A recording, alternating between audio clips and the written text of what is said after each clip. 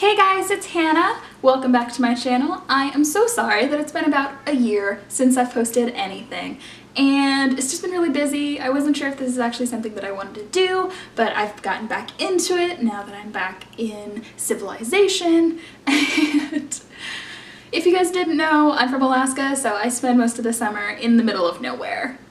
From my choice, I absolutely love it, and I wouldn't find myself doing anything else because it's my passion and I love being out there and just not really being connected to all of technology and everything.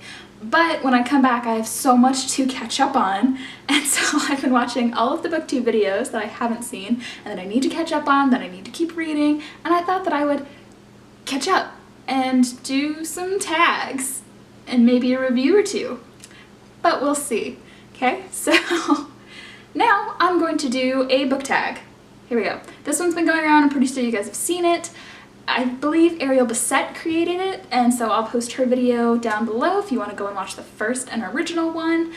And let's just get into it. This is the Ruler of Books tag, and it's kind of just a bunch of questions, maybe like 7 or 8 questions, to answer, for us to answer, to see what we would want to create if we were the ruler of books. If we were the ruler of a kingdom that was just books or some bookish related questions, if I was the ruler of a kingdom, which would be awesome. And here we go. Question number 1, what book would you make everybody in your kingdom read? This was a hard one just because, as you guys know, there are so many books that I could go with some series, Harry Potter, or some of my favorite books, but when it came down to it, I decided to go with Stargirl by Jerry Spinelli. And this book, I haven't heard a lot about it in the booktube community, but I read this when I was in middle school, and I think I've reread it like twice, and there's a second book, but this book is a very quirky, just kind of out of their book about this girl who moves to this new town, and she's a new student, and she is just so quirky. She really reminds me of Luna Lovegood, but if she was in our world. And how she goes about middle school, and they live kind of in a desert town, and so all the people at the school think that she's kind of odd and very weird, but once she befriends some specific people in the school, maybe the popular kids, they get to see how she lives in the world, trying to get into her mind and like seeing the world through her perspective, because she doesn't care what anybody else thinks a lot of the time, but just how she goes throughout her life. And it's really cool. Just the writing in it is amazing, and I would want everybody to feel like they were special and see the uniqueness in themselves the way that the Stargirl does. Question number 2, what would you abolish in book construction? So something in the way the books are made that I absolutely hate. One thing, movie covers, okay? So when a book gets turned into a movie and when they make the adaptation, they republish them. I know that some people might like them. I've never seen anybody specifically who does like them better unless it's a really bad cover to begin with and the actors or something make it much more appealing. All for it, go ahead, love it. I'm gonna abolish it in my kingdom because funny thing is, I really don't have any movie covers on my shelf. This is the only one that I had that actually looked like a movie cover. This is Ender's Game by Orson Scott Card, and it has the new cover. It's the paperback, like, mass editions, like, now made in motion picture, and it's shiny. I really don't know what the first cover looked like, but I know that this is the movie edition because it looks like a movie edition, and at least it doesn't have like the face of the actors on it. Although Harrison Ford is in that movie and I really wouldn't mind it. The only book that I've seen that did an actually okay movie cover was City of Bones. And as you can see, it really doesn't show anything that it's like movie, or when they turn into Shadowhunters, I don't know if they redid it, but it's just, it's nice and simple. It's not underdeveloped, it's nice and simple, and it looks really cool. It could be anything. It just doesn't have to have people on it or a shiny cover. It's nice and simple. Question number 3, what author would you pick to write you any book? And of course this is hard because you guys know how many amazing authors there are in this world, just all of them, and every single one of them writes their own books and they're amazing.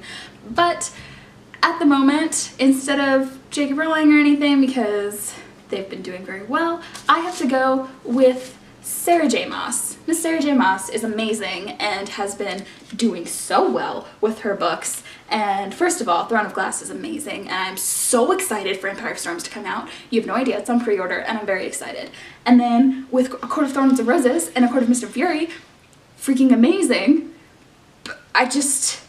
She has such a way to develop the story, and it's gone so many different ways. She writes amazing characters that are in-depth, not just like girly characters trying to have an adventure. No, they're like strong and they have a mission and they don't need anybody else to figure out who they are. They get to go on these amazing character and like personally driven arcs that just change their lives.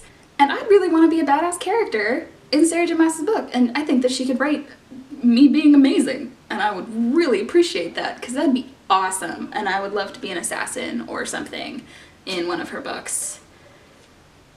Yeah, so Sarah J. Maas, I'll be waiting for that. Question number 4, what book would you demote to the library basement? And as we know, the library basement is very creepy and haunted, and nobody wants to go down there. So I normally would have picked The Catcher in the Rye, just because that is my least favorite book of all time, especially in classics and everything. But for the ones that are on my shelf, I decided to go with The Assassin's Curse. And I don't know if this was just popular when I picked it up or whatever, but this book should be demoted just because it is kind of a lie, like in what it looks like. Look at this book, it is gorgeous. This is such a pretty book and I absolutely loved it and I was so excited to get it and it sounded awesome. The Assassin's Curse. It has assassins and pirates and magic and I was very excited for like a fantasy adventure, and then it turned out to be very depressing. Not depressing, it was depressing at how underwhelming it was. Just there were every single trope that you could ever think of, like love at first sight, and then not being able to know it, and then falling in love with somebody that you hated, and the princess running away, and an assassin being chased after her, and finding your ex, and then your current maybe person hating that ex, but then they're helping you, and literally every trope that could happen is in this book. And for that, I'm going to have to demote it to the library basement. Number 5, what cover artist would you enlist to paint you a mural? And I just painted my walls. I painted them white, and they were this weird tannish color before, but now they're white, and I appreciate them. So I would really like some pop of color, but I am going to choose somebody that I kind of just bashed. So I'm going to choose the cover artist by the Cassandra Rose Clark's books, by The Assassin's Curse. So as I said, this is a freaking gorgeous book, and it is. And even the second one, The Pirate's Wish. I haven't read this because I kind of gave up on it, but they're gorgeous and I'd like to keep them on my shelves. We all know that problem. Okay. Question number 6 is, what character face would you put on the face of the coin to your new kingdom? So we're going to mint some new coins, we're going to make some new money, and we're going to put something on it. And I thought about this really hard, and I couldn't find a character that I just wanted to be the face of everything in my new kingdom. So I decided to go with a snitch. I know that's not a snitch, and it's the weird, like, wooden, whatever it is from the new movie, or the new play, but I'd like a snitch. I think that'd be really cool. Like, if you had just a coin, and instead of having, like, a face of somebody that's really important, trying to show that they're more important than you, or anything, or, like, the history, I'd like a snitch, just to be like, yeah, it's golden, snitch, something. I think that it would look really cool on a coin. That's what I'm gonna put on there. And last but not least, what book would you award the Ruler of Books for 2016? And I'm just gonna choose a book that I have read from the books that I've read this year, and of course I'm going to choose A Court of Mist and Fury by Sarah J. Maas, because if you guys have read this, you absolutely know what I'm talking about, and I don't even have to go into it, but if you have not, you need to read this book. If you don't want to get into the like 6 or 8 book series that's going to be Throne of Glass, at least get into A Court of Thorns and Roses. I know that this is going to be a longer series than just a trilogy, and I'm so excited for that, and I don't think you'll understand how, but the first book, as we've heard on BookTube and everybody, it didn't grab me that much. It was an awesome story, and it was really good, but this book, is like on the top 10 of my lists, which you would like top 3, I'm gonna say. Even, like, I know that series count in that, but top 3, this is amazing, and just the story and the characters are so rich, and there's no way to top it. There's not. I'm so excited for the next books to come out. And this just wins because it rules all other books. Also, it could probably beat up all other books with just the vastness that is this book.